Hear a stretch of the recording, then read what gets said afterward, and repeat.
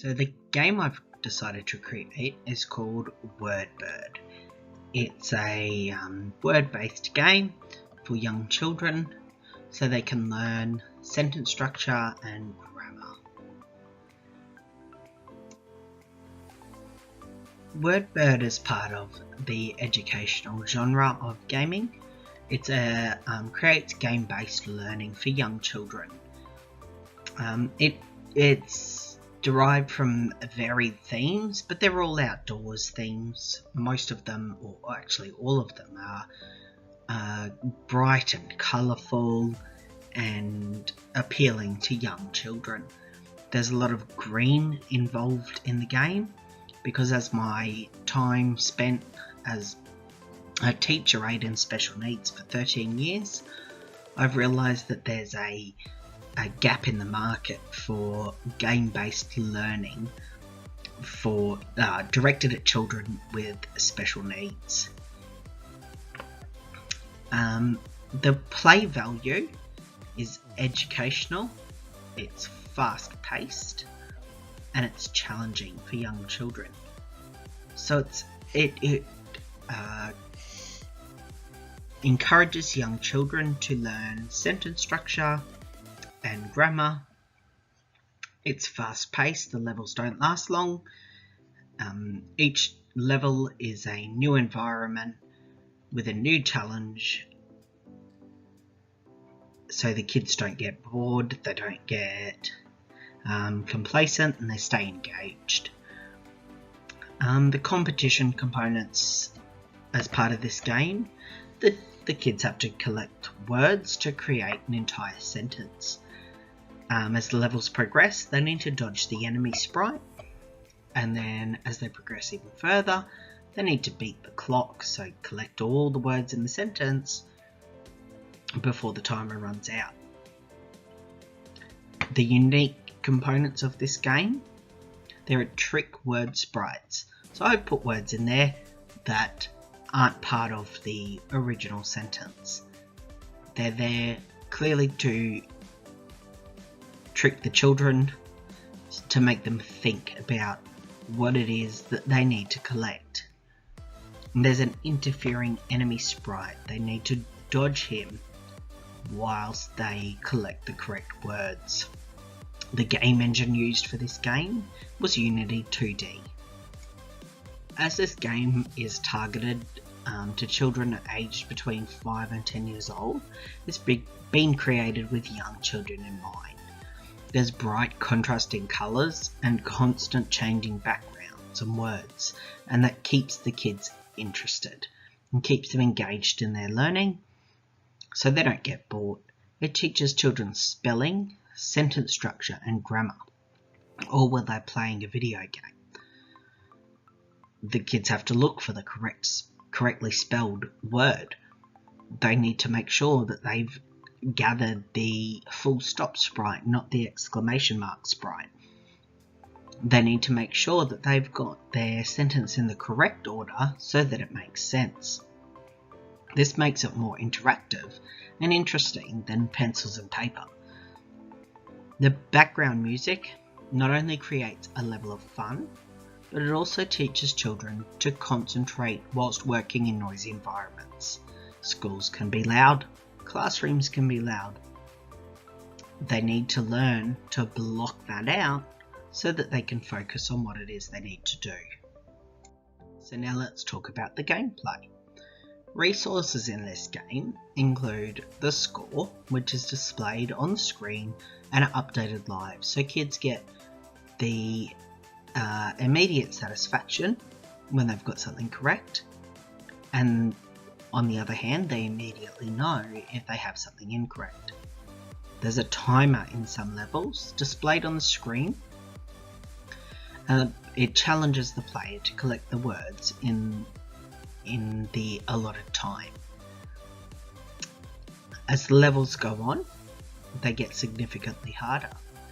Some add enemy sprites, which interfere with the gameplay, and some add the timer countdown as previously discussed.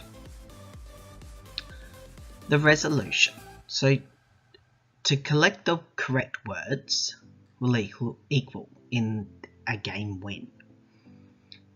If their children run out of time, they need to restart the level. If they're caught by an enemy sprite, they need to restart the level. Core mechanics of this game is just the arrow pad of the keyboard.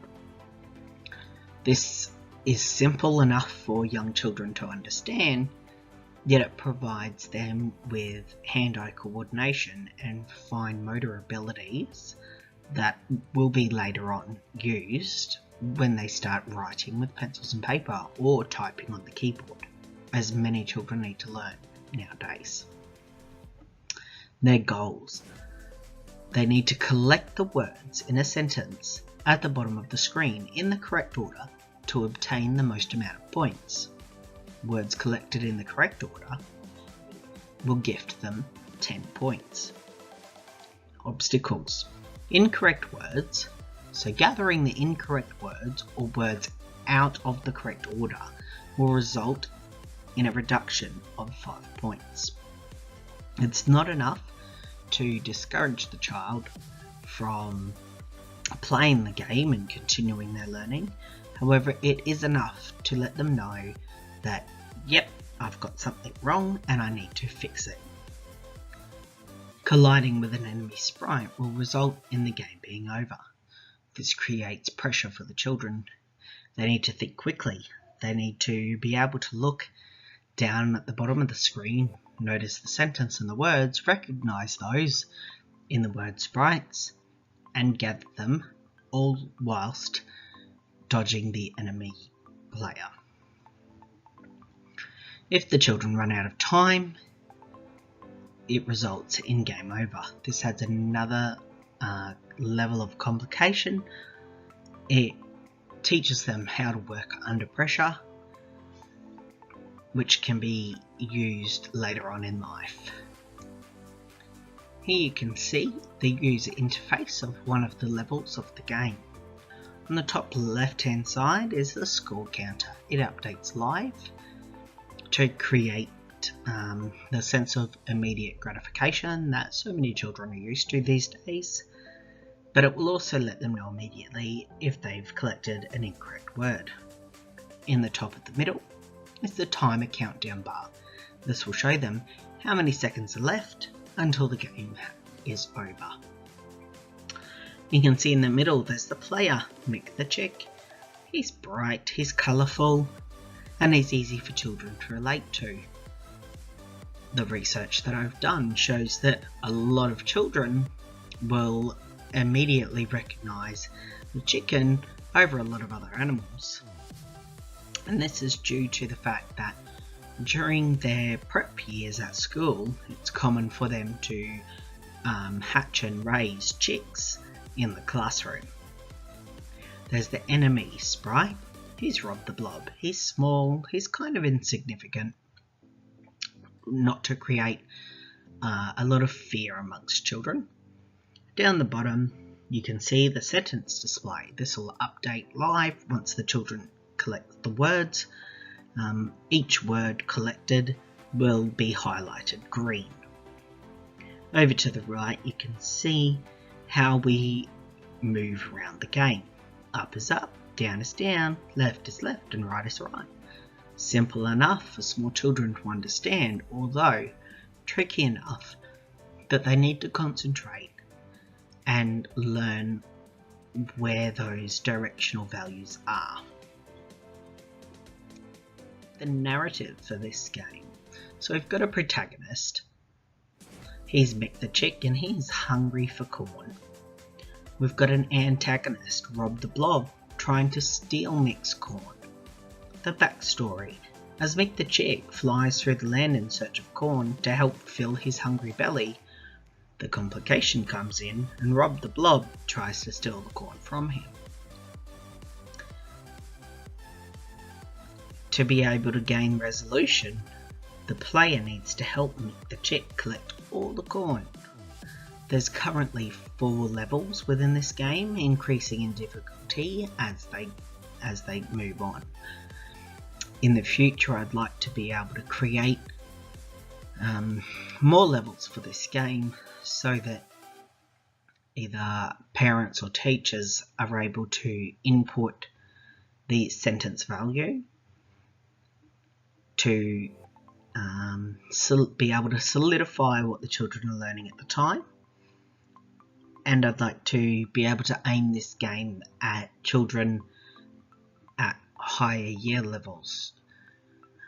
I've realised recently that a lot of younger children, even though they're in their higher grades of primary school, are focusing on what I think are inappropriate games for children, like Fortnite and Five Nights at Freddy's and things like that. I don't think are appropriate. They don't help teach the children anything. They're just there purely for fun. So if I can incorporate fun with learning, hopefully I can make a positive change in the world. As you can tell by the background music, the start screen of the game is nice and light and happy, and as the kids delve into the first level, the music will amp up and get a little bit more intense. There's also the sound for when they get a correct word. It's loud, it's noticeable, and it carries on to give them that gratification that they decide the incorrect sound. So when they're choosing when they collected incorrect word,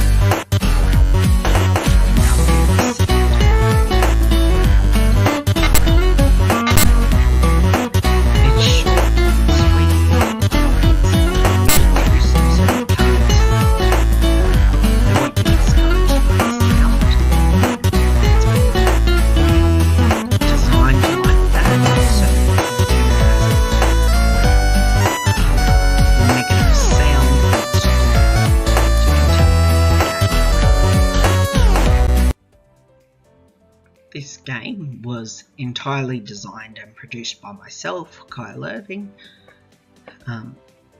Given that I was an external student for this module, I chose to do this project alone, which has had its difficulties, but I haven't had the pressure of letting teammates down by not being able to make meetings, etc., because of work commitments. So there's a few credits to be made. The background music that you heard was sourced from YouTube. It was royalty-free music. You can find that link, find it by following the link on the screen. The correct sound and the error sounds, sprites, and background images were sourced from the Unity Asset Store. I chose to use free assets only, making this game completely free to create and manufacture. The word sprites were created by myself using Photoshop.